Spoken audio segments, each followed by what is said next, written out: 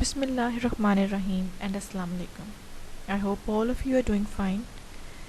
Today our topic is length, and in this lesson we are going to learn about meters and what is its relation with centimeters.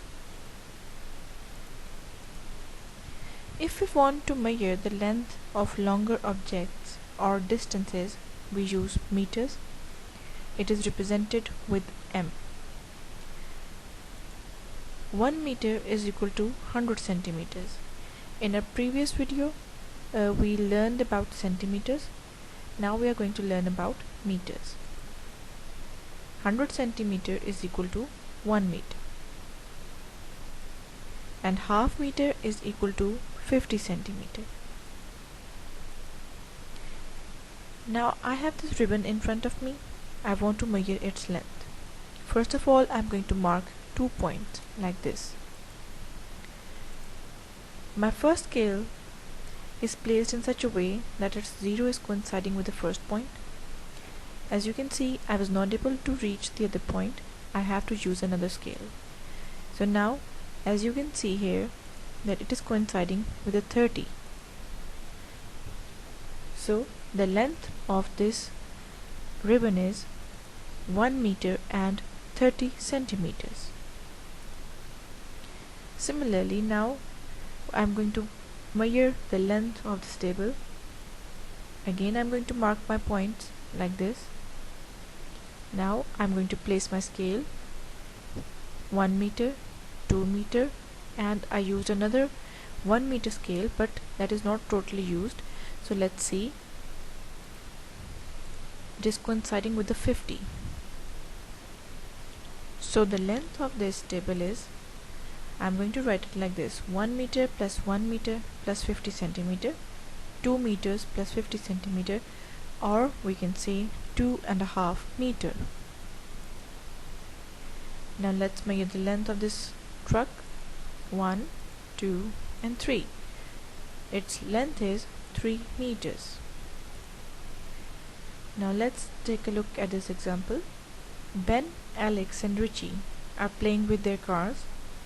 Ben's car traveled a distance of 1 meter, Alex's car traveled a distance of 2 meter, and Richie's car traveled 50 centimeter. Now the question is, which car traveled the furthest?